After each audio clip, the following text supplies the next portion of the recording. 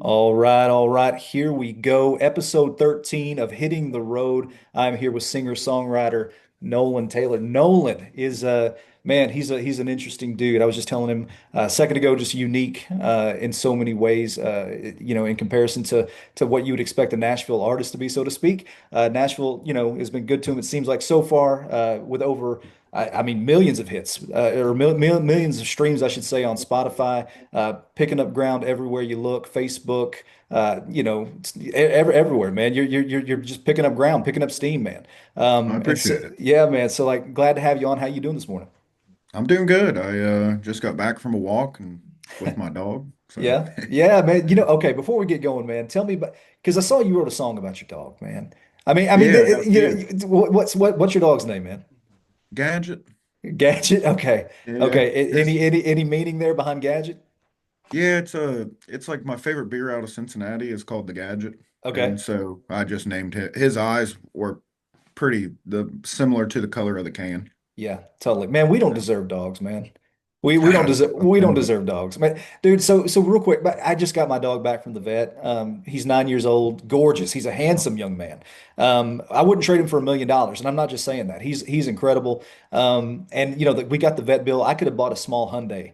But man, I was glad to pay it. Because that dude is like he's my best friend, man. He's my best bud. I get it. Yeah, man. And so how old is Gadget? He's 4 this year, 4 in Okay. October. What kind of dog is he? He's an Australian Shepherd. Yeah, man. Okay. Yeah, man. Pretty boy then. Okay. Yeah, smarter Well, than I am. they're supposed to be, I mean, because are they herding dogs? I mean, can they? Yeah. Yeah, yeah. Yeah, man. Dude, yeah, like I said, we don't deserve dogs, man. But listen, I'm glad to have you jump on because something that, I reached out to you over Instagram and you were gracious enough to jump on and just kind of talk about what you're up to. And so real talk, man. I mean, I wasn't familiar with your, body of work up until recently. What stood out to me is that I feel like, and I mean this as a compliment, just so you know, I mean, I've got a background kind of working in music as an agent. Um, so I've worked with a lot of artists. I've listened to music as, casual listener and also just kind of as a, profession, so to speak. Man, I would say that you have got some of the most honest storytelling I think I've ever heard.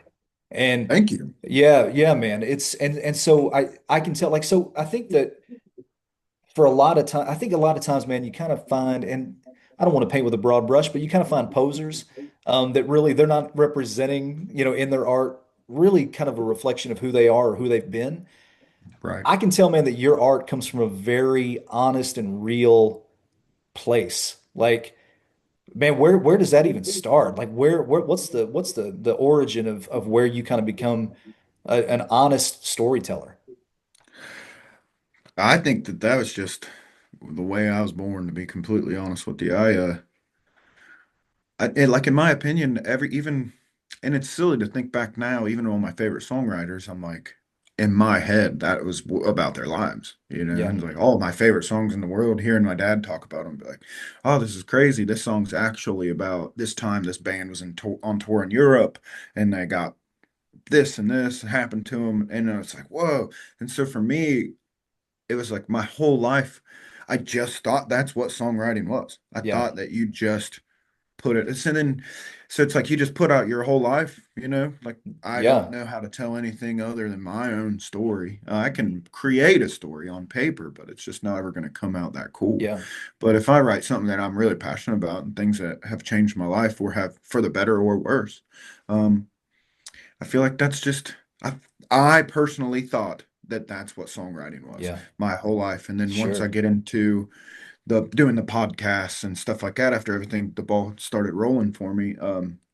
That's when all these questions started coming up. Like, how do you just tell so, straightforward lyrics and stuff? I'm like, well, isn't that what everybody does? And come to find out they don't. Yeah, It's like, exactly. and so Exactly, man. it's kind of a frustrating thing for me, really, because my favorite thing about songwriting is just telling my actual story. Yeah. So when I found out that a lot of people that I idolize were not telling their actual story, I'm like, Yeah. what? Yeah. Yeah, absolutely, man. And I think a part of that, so I was kind of just digging around and so you're from Blanchester, Ohio, right? Man, that Yeah. sounds made up. That doesn't even sound like a real place. Population 4226. Yep. Small. I mean, like, Yeah, it's the only Blanchester in the whole world. is it the only one? Yeah. I mean, is that a place where I mean, is it one of those places like, man, you got to get to know it, or is it a place where you're just like, man, you got to get out of there? I would think some would say both. Okay.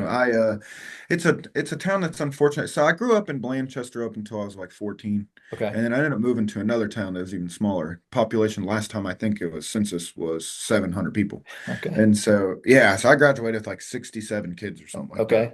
But both towns, I would say, Blanchester more so than Bainbridge. Um, it was on the outskirts of Cincinnati, so the heroin epidemic and the Oh man. methamphetamine epidemic really, really hit the town, and it's still recovering. So Sure. still to this day, after that whole craze hit, that small rural town in Ohio really, really took a hit. And so for me, uh, yeah, I sing a lot about drug addiction and everything. I've never been addicted to a single drug in my life. Yeah. If you really listen to the songs I'm talking about, and when I'm talking about drug addiction, I'm talking about the people I'm observing around me. Sure. And so that's like, for me, I had to get out of there. I don't talk to many people from my hometown much anymore. Just I have like one or two really good friends. My two best friends still there, and but it was just such a hard drugs, it's like Yeah. drugs everywhere. Like my whole childhood was just drugs. Sure. That's all it was. I thought that was a normal thing. And so for me I had to get out. I didn't want to be anywhere near that again. It's like a lot of bad memories. Some of my best friends in the whole world are dead. They've died of overdoses and stuff way Man. too young. Yeah. Um, and things like that. So I would say there's a certain charm to such a small town in rural Ohio, and um, it's right on the outskirts of Cincinnati, so it's kind of close to everything, but it Okay. still gives you that feeling of being in the middle of nowhere. Sure. And so yeah, I don't know. I'm glad to have moved on. I will guarantee that I'll never be back. Sure, sure. No, that makes total sense. And well, and so like being from a place like that, and I know that you've been open and honest, even with other podcasts that you've done, or maybe interviews that you've done about, just kind of what that how that was framed, your childhood was framed up, and kind of how really how it, it influenced who you are as a man, who you are as an artist, all that kind of stuff. And so kind of, if you could, man, speak to the family dynamic, there, again, small town USA, but like what does your house look like on any given day, man? Is it I know it was you and your dad, your brother, like is it chaos? Are you just trying to survive the day? Like what does that look like? Um, Varies, I guess. My mom was in and out. My Okay. mom's she battled her own problems and stuff like that, and she's doing great now, apparently. But she's um battled her own issues there. So for the most part, the core of us were my father, my brother, and myself. And but it was really just kind of my brother and I. My dad worked, I mean, three jobs at Oh one wow. time to just try to, make ends meet and stuff like that. And it's like still, was getting our electric turned off and shit every once in a Yeah. while. And Yeah. so things like that. But my dad did. My dad's a rock star, man. He kicked ass and Yeah.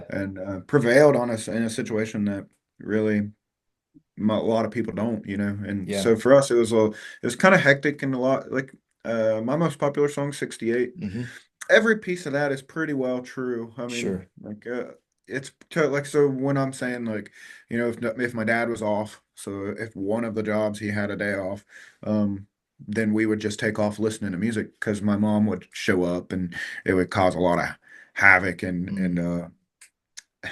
fighting, I guess, to just put it Sure. bluntly. And Sure. so it's pretty tumultuous growing up a little bit, Sure. kind of a war zone. But for the most part, I'd say my dad did an awesome job, got us out of there, and we're constantly stayed busy, so we didn't have to deal with shit like that. Yeah, yeah, man. Well, and you mentioned that. You mentioned, that's, your song 68, which I mean, I was looking this week. I mean, it's got million, it may have 8 million streams on Spotify. It's got a Yeah, lot. I mean, it's something. wildly popular with the people that follow you. And so and like you mentioned, deeply autobiographical, right? Yeah. Just about, things that maybe your mom had shown you that maybe you didn't really care to learn. And you kind of get that to that point where you kind of reach your limit, you kind of reach your max. And I guess my curiosity with you, because it's like that's such a deeply personal song, It's weird. In a weird way, it reminds me, there was like this really public kind of display, the relationship between, the rapper Eminem and his mother, right? It was just kind of Yeah. this, it just seemed like it was always this tense thing and it was always in the media for some reason. But like when you put something out and you make it public, when you're like, hey, I'm kind of writing this letter. And for me, it's the truest version of what happened and you put that out in public. Is there any part of you that's like, is there any hesitation? Is there any like, man, once I do it, I can't take it back? Is, does it have, and Yes. go ahead. I'm sorry. I'll let you finish Sorry. there. So go ahead. Well, I was just gonna say, does that for you, does it close a loop for you a little bit too? Where it's just like, hey, I feel like I've gotten it out of my system, so to speak, and I can kind of close that loop in my life and it helps me heal a little bit. Yeah, I guess, I honestly didn't realize like when I specifically 68, and like some of my favorite songs I've ever written, they're very autobiographical, very, very personal.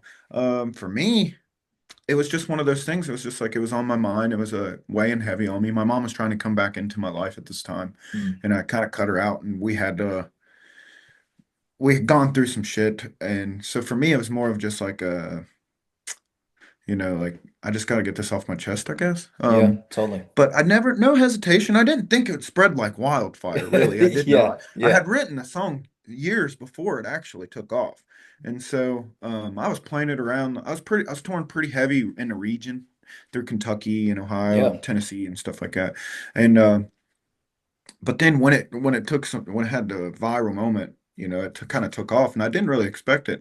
And I'd say the only hesitation now, I personally don't care about, and this is not, and I'm not saying this to be like to be a jerk, but Sure, I just genuinely don't care about anybody else's feelings. When it comes to my songs, like this is what I lived, this is how I feel. And if sure, you have an argument against that, that's fine. You know what I sure, mean? And we can talk about it, but this sure. is the way I see it through my lens, and this is how it happened for me.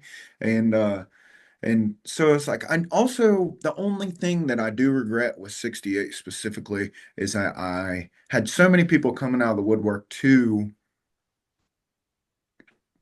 be mean towards my mom, Oh, their wow. mom, just because they felt like so close to the situation or they Sure, felt bad for me because of the song, sure, where in actuality it's like I'm fine. You know what I sure. mean? Like I don't need anybody gang up on my mom and I don't need you to hate your mom because I wrote a song like this. And I don't hate my mother. Right, of course. That's a common misconception. Just because I'm fed up with being treated badly doesn't mean that Sure. I hate my mom. She's still my mother. I just had to make that adult decision myself to be like the relationship has never gotten better Yeah. ever, Yeah. and I don't see it getting any better. So I'm done. Sure. I can't put myself through that. I can't put Sure. myself through anger and heartbreak every day of my life. And now it's not to say that I think my mom's the devil. I Sure. think that she's battling her own demons and Yeah. just like everybody else is, but I can't be a part of it, at least right now. Yeah. Totally. And man, I'll be a little bit vulnerable here, right? So like I remember, man, a handful of years ago, man, I was in a counseling session because I think counseling is can be potentially awesome. And I Agree. remember I was just kind of talking about some stress that I had, with a family member. And I remember, man, like the counselor said, okay, put yourself in this moment where they experienced trauma themselves. And like, how does that make you feel? Like if you're watching a 5-year-old, version of this person, how does that make you feel? And I remember thinking like, man, protective. Like I would want to protect this person and Agree. just, you know what I'm saying? And so like you said, there's probably a common misconception about, because it's like people maybe are coming up to you and talking about the song or they're talking about, and there's probably a part of you that, again, you're not void of, compassion or empathy or love. There's probably a part of you that's like, hey man, that's still for better, for worse, it's still my mom. And, Exactly. and I'm gonna, feel protective in certain spots too, even though, you know, and so dude, I love that, man. And yeah, dude, I pulling for her. I don't know what her situation is, but definitely pulling for her and whatever redemption maybe she's going through. And I know you want that for her too, I'm sure. So Yeah. so yeah, man. So okay, so let me ask you this. So you're from small town USA, man. You're touring a little bit, you're gigging, which by the way, I'm gonna just tell you. So my wife, I think she's got a good ear. My wife's got a good ear. And so this morning she said, "What do you have going on?" And I told her I was, going to do this with you. And she said, "Well, I don't think I know him." And so I put it on a little bit. And dude, she was like hooked. And Dang. and she actually gave what I think she would consider high praise. She was like, "Well, he reminds me of Amos Lee." She was like, "I can't put my Wow. finger, something like that, And she was like, "Yeah, we should go see."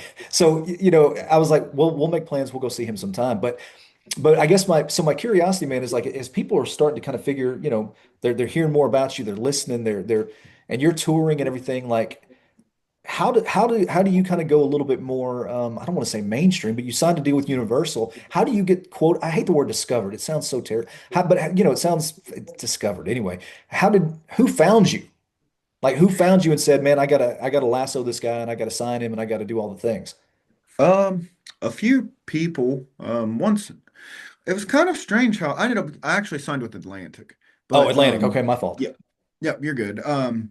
But so I kind of weird, really, when the video kind of popped off and everything. That my previous manager had found me, Okay. and he reached out, and at this point, I was already talking to a couple boutique smaller labels, and Interscope had also reached out at the time, Okay. and but this particular manager was managing another artist who was signed to Atlantic as well, and he just immediately put it straight through to his A&R. And within a day or two, Ian Cripps and Jeff Levins from Atlantic flew me out to be in office. And so it was like 48 hours after they had heard the video, I was in Atlanta, I was in LA with an offer in front of me and stuff. And I ended up Wow. going with it was a long process, back and forth negotiations and stuff like that. But Sure. yeah, Atlantic was the one who pulled the trigger, and yeah, it's been kind of crazy since. Yeah, I mean, and how does that?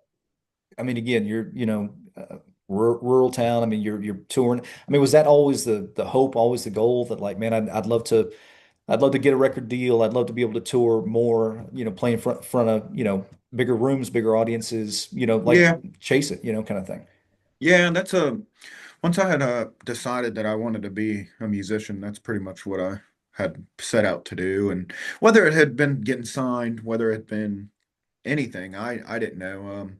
I've never been one of the people that are like, oh, I hate record labels. And then I've Sure. also never been the type of person that's like, well, you have to have a label to be successful. I'm Yeah. just always like, whatever's going to be the best route for me. And I believe that we got a great deal. And so, yeah, it was always like a dream come true. I found it was like ever since I was a little kid, I envisioned myself singing in front of people and writing songs and playing these songs. And so it's really surreal. I mean, still to this day, it's surreal to me. Yeah. I mean, listen, man, and I mean this with all respect. I mean, you just aesthetically, and again, I've told you, man, I'm a big fan of the face, big fan of your beard right now, man. You're crushing it. But you don't look like the prototypical rock star, man. You know what I'm saying? Yeah, yeah. I mean, which I love, dude. Because I wouldn't expect a voice to come out of, a bearded man like that, man. But I mean, but just even your lyrics, man, the inflection in your voice, man, it is so unique and different.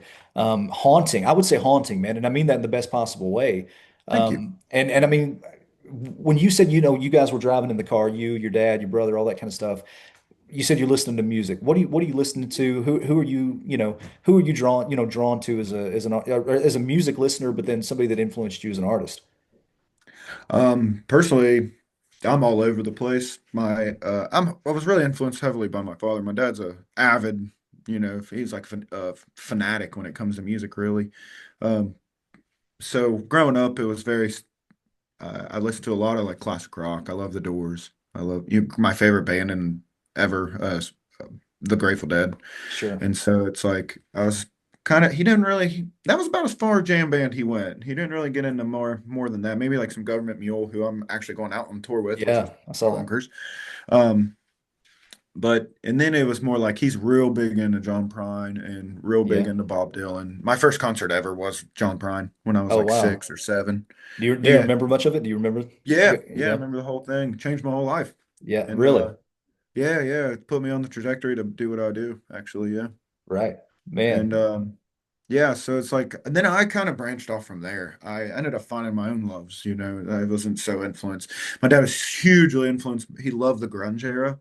So then when I found, yeah, same. And then so when I was going through, I was real big into the whole Sure. grunge. scene from the Screaming Trees to Nirvana to, Yeah, like I was just really big into the grunge thing. And then I found all of those MTV unplugs. sure. And when the unplugs hit me, I was like, that's what I want to do. I want to Yeah. be an acoustic player. I don't want to play electric music. Man, what a crazy and what an amazing just history like season of music that was. Crazy. And I wish it was still and you can't recreate that that vibe because again it's just like you don't you talk about like back then you had the Nirvanas, the Pearl Jams, the Stone Temple Pilots, and it's just watching those guys going unplugged. I mean, Yep. watching Scott Weiland just kind of rock and croon, and you know what I'm saying. Watching Ed Yep. Vedder just kind of lean in, man, and it was just such a. I mean, listen, if you know if you're a music listener and you missed out on that, go back and watch it because it's just an incredible time. I mean, and so I mean, you speak to that era, man, and like I just remember, for a lot of people, man, you were probably either a Pearl Jam person or a Nirvana person. You might, Right. you might have been both, but I mean, personally, man, I was a Stone Temple Pilots guy, and it's just there was man, that's such a crazy time for music. But I mean, so were you a Vedder guy? Were you a Cobain guy? Were you a Scott Weiland guy? I was like, I hit different like pockets, I reckon. It's like there was a point in time where Nirvana was I couldn't get enough of. Yeah, And then it was the point in time where I couldn't get enough of Pearl Jam. And then there was a point in time, and I would say that the longer sticking time was Alice in Chains. yeah, When I yeah, seen that Alice in Chains unplugged and the way Lane Staley was just sure, talk about haunting, like yeah, that whole acoustic show is just like it was almost like tear jerking sure, because you're looking at this guy who's just half dead, really, and he's yeah, just out there singing these songs about it, yeah. and it was just kind of insane. Changed my whole life. Yeah, I really love Alice in Chains, but I'd say that for the most part, I really like Pearl Jam a whole lot. Yeah, totally. They're, Yeah. they're I mean, awesome. and we neglected to even mention Soundgarden, man. Like that, I love just Soundgarden. Yeah, I mean, Chris Cornell, man, one of the greats, man, for sure. And and that's the thing. It's so funny, man, because it's like when you talk about all those guys.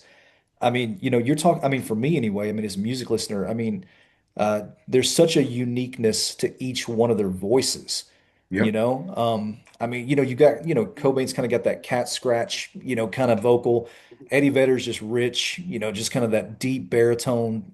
I mean, he's got so many different octaves he can hit, but like Chris Cornell's for me incomparable, I mean, like he could just peel the paint off a wall, right? agreed. And so like, and again, and I'm not just saying this, I don't want to overstate it, but it's like, even in listening to you, man, I mean, you just got a uniqueness to your voice. And I'm just kind of curious, like, was it one day, you got a bar of, Dial soap and you're, getting under your armpits, you're singing in the shower, you realize you can sing or like, when did you say, hey man, I'm just gonna kind of step out and I'm gonna open my mouth and see what comes out. Um, well, my dad used to make me sing in choir. I think Really? yeah, I'm not a very religious person, Okay. actually, at all, but I did grow up going to church. And for the first part of it, I think my dad had heard me just singing around the house and stuff. So then he started to make me sing in front of the church. Yeah, And so I'd have to go up there and sing like Amazing Grace almost every Sunday and sure. things like that. And I hated it because I was so nerve-wracking. But then it was so nerve-wracking for me. But then when I was in fourth grade, I was in band Okay. and I was playing the tuba because I was the only guy that was tall. I was the only person in the whole class that was tall enough to carry Okay. it. And I was singing before class, thinking I was by myself, and my teacher was in the room, who was also the choir teacher. And she immediately grabbed me out of class, took me to the office, switched me to choir, took me out of band, put me in choir, and I hated it. I was embarrassed. I was like, I just want to play music. I don't want to sit up here and sing with a bunch of people. But then I ended up learning to love it, and Hmm. that's why I started doing solos. Start getting into junior high school and high school and doing the solos and stuff like that. And then Yeah. that I still have stage fright. I don't love singing in front of people, Really? but yeah, Yeah. it's It's easier. Like with time and experience, it obviously does get easier. yeah. But there's not a point in time where I'm ever on stage fully comfortable. Sure. Sure. Yeah, man. I mean, are you, let me ask you this. So like, when you're on stage and because again, it's super vulnerable to put yourself out there. And, I would imagine you're always thinking to yourself, like, how is it that there are 500 people in the audience, how that they all came to listen to me. Like, I mean, do you seem to me like you come across as a really gracious, person. Like, does it, have you developed, with the people that come and follow you, the people that pay, good money to come and like, do you develop a relationship with them as best you can? And, Oh like, yeah. what does that kind of look like? I mean, one of my best friends is my merch guy, who's my van and trailer driver, who just was a fan. He would show up to shows and show up Really? to shows, and Really? yeah, I built a pretty good rapport with about everybody. If you want to talk to me and you want to get to know me, I'll be there. Yeah, And I find it extremely bizarre for people to want to make that separation. It's like even some of my peers, and it's not downplaying them. I just total different type of ideology when it comes to fan bases. For sure. me, I don't expect anything at all. I'm Yeah. honestly completely beside myself that I do this for a full-time job and have for, half a decade or more. Yeah. And I just, I think it's completely bizarre. It's so weird for me that I have to. If you want to meet me and what I do for some reason touches you or moves you or in some way you have to tell me something, I'm all ears. I will be there to the point in which Yeah. my tour manager is also my fiance. She'll be grabbing me and like, hey, we gotta go. Yeah. We have a Totally. 6.5 hour drive tonight. We got to get out of here. And so it's like yeah, I try to develop as much of a relationship as anybody wants. Yeah, man, I love that, man. And I think it says a lot about who you are. And so let me ask you this. So you came out with a record this year, right? And so let me ask you because you're in Nashville now, really the land of the co-write, in a Yeah. lot of ways, man. So did you, because obviously, like I said, a lot of your stuff is autobiographical. Do you ever bring in as part of your process anybody else in to maybe help with polish or, say, hey man, I just can't get this line the way that I want it? Or do you say, hey man, I'm 100%, you're just the one penning every song. No, I for this record, I did a ton of co-writes on it, and Did you? even some very, very personal stuff. Like there was a couple songs that I wrote. There was a point in time where a good friend of mine had just committed suicide, Oh man. and I was going out like that week to do a co-write, and I couldn't cancel it because I had my Yeah. flights and everything to LA. And so we sat down, and the songs that we came up with were very much about that period in time. Yeah. It's just a lot of picking my brain and stuff like that. I love co-writes because I don't do many here in Nashville, actually. I do more like in Los Angeles and Okay. Seattle and stuff like that. But um, I like a co-write because I come home and I always write 5 or 6 songs Yeah. in which I don't think I would have ever come up with had I not had the experience of hearing how somebody else's brain was going to go Sure. or let's not land like this, let's land it like this. So my record for the most part, I'd say about half and half was Okay. mine versus co-writes and stuff. Okay. And where did you Yeah. record this last time? The song was recorded, I mean, the whole record was recorded, I think, in 16 songs, 12 different places Oh or something wow. like that, or like 10 Wow. different places or something. Okay. Yeah. Wow. So I did a couple of the songs up in upstate New York with a producer named David Barron. I Okay. did a few songs out in Seattle, well, north of Seattle with a guy named oh gosh, he's one of my favorites. I can't even think of his damn name. Ryan Hadlock. And Okay. then it was like I did a song down in LA with a producer named Andrew Wells. And then actually here I just went to a buddy of mine's like garage studio and I Yeah. just cut all of the acoustic stuff. So Sure. all the stuff that there was nothing on, I just did it in front of a mic by myself. And you can actually hear it Yeah. in the recordings. If you listen to it with headphones, you can hear like the garage cracking and popping Really? and Well, and yeah. and that's what I was going to ask you, man. So like, one of my favorite bands, and I'm probably a nerd here, man, but like one of my favorite bands of all time is Counting Crows, right? So Oh, all cool. that to say, man, they recorded, their first record, in a house, like, in the Hollywood Hills, and they just love the aesthetic, and they just, you know, and everybody's different, but I know that there, a lot of artists, man, they have different things that maybe inspire, them or get them in a certain headspace or get them in a mood. Like when you're recording like that, I mean, how important is it, man, for you to be in an environment that's going to lend to, kind of the message that you're wanting to put out and tell? Not Not really? I don't I'm not ritualistic or anything like Yeah, that. totally. Uh I'm like very OCD in a lot of ways, but I'm Yeah, not very ritualistic and so I like to be comfortable, obviously, but I yeah, don't get there's a lot of people that get really flustered just going to a studio. And there's a Yeah, lot of people that get totally. really Yeah. flustered if it's not like a huge studio, or people get flustered if it's not a home studio. As where for me, I'm just like, I want to show up. I have like really weird pet peeves about recording. I don't Okay. love to keep recording my vocal. I hate Yeah. that. Yeah. And so we'll get to a point where I'm working with other engineers and stuff that's just their process. And I'm just mad, Yeah. quite frankly. And I'm like, I don't want to do this anymore. I don't want to be here. That's Sure. the stuff that kind of throws me off Yeah. is I find very tedious tasks. I'm like, I'm not going to get this any better. Yeah. So we just need to this is the way the vocal is. We're not doing it 100 times. I don't care about that. I messed up Yeah. on the guitar part. I don't want to redo it. I like it. So like Sure. there's a real big rawness with the way I record.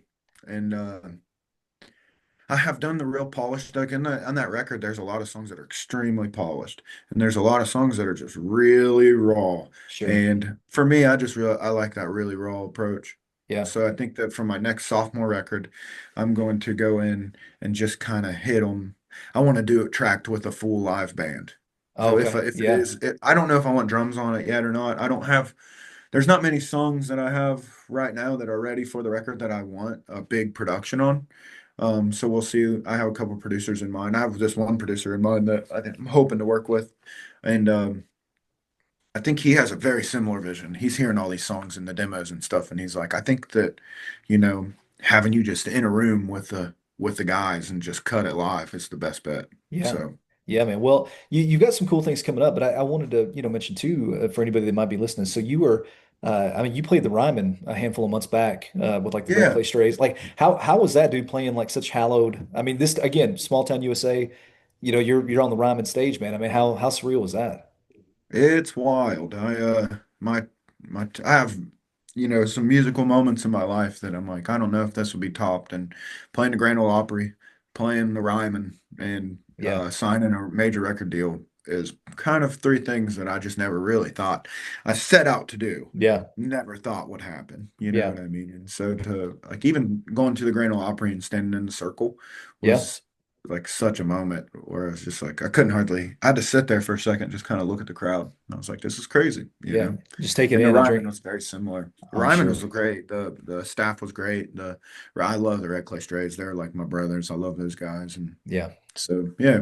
Yeah, man. Well, and so I know that real quick, man, and I appreciate you taking the time. I just want to, for those of us, again, those people that may be, popping on or listening. So you've got some really cool things coming, down range, man. Looks like you're going to be, unless something's changed, you'll be in the Netherlands here, I guess, later this month, and then it looks like you'll be in Yeah. Canada, and then you're working your way down the East Coast a little bit, kind of going to the Midwest, working your way over to the West Coast. But you're doing some dates with like the Tedeschi Trucks Band. I mean, like you've got some cool dude. That's big time. Or I mean, like because they're again, you guys are kind of same lane, I would say.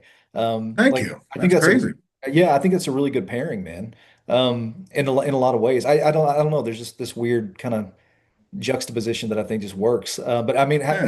how did that kind of happen? I mean, how did did your manager say, "Hey, we've got this opportunity," or we're going to go out with them, or No. It was actually really bizarre how it happened. I had a fan reached out to me like January 16th when I released my record. And okay, he was like, hey, just to let you know. And I get this stuff all the time. So it's not that I'm necessarily like, oh, okay, I believe it when I see it. But I do get these types of inquiries a lot where they're like, hey, I know so and so. Or hey, I know so and so, blah, blah, blah, blah, blah, blah. Well, I had a fan reach out and he said, hey, I know Derek Truck's personal manager. We went to high school together. And one of my best friends. I would love to send this record. Is that fine? And I was like, yeah, that's yeah, crazy. yeah, But and like I said, I get these types of things all the time. So I'm like, yeah, thank you. yeah, Well, the next day he hit up my manager. So apparently this guy reached out back to him and he was like, I'm really digging this. yeah. I'd love to get get Nolan's team on the line. So then the next day, my previous manager was on the phone with him, and by the end of that day, we had finalized all the shows and everything. So apparently, I don't know, I haven't heard from anybody personally, but apparently they were all just kind of fans when they heard the record. That's amazing. So yeah, so I was just like really blown away by that. And Yeah, so that I'm so grateful for Derek and Susan and Warren Haynes is I think not I think but Government Mules on the bill as well. So yeah. it's wild. I mean, some of my favorite. I actually seen one a few times, so Yeah. it's really, really cool. Yeah. Dude, that's just such an incredible opportunity for you, man. Yeah, so you'll have to keep us in the loop of how that's going, man. And so all that to say, man, I'm gonna let you go here. But if again, if anybody wants some tour updates, you can check out what Nolan's doing at nolantaylormusic.com. Again, he's gonna hit the Netherlands, which is an awesome opportunity. Working his way down through Canada, East Coast, back to the Midwest, back out to the West Coast. Which, man, listen, if you're working, I mean, it sounds like you're working a lot this year, man. You're gonna Yeah. dude, you're doing something right, brother. And Thank you. yeah, man. And so just thank you for again being so generous, man, to jump on hitting the road with us. And man, we'll talk to you soon. And if you need anything from us, let us know. I appreciate it. Thanks for the time. Thanks, brother. We'll talk to you soon. Yep. All right, bye.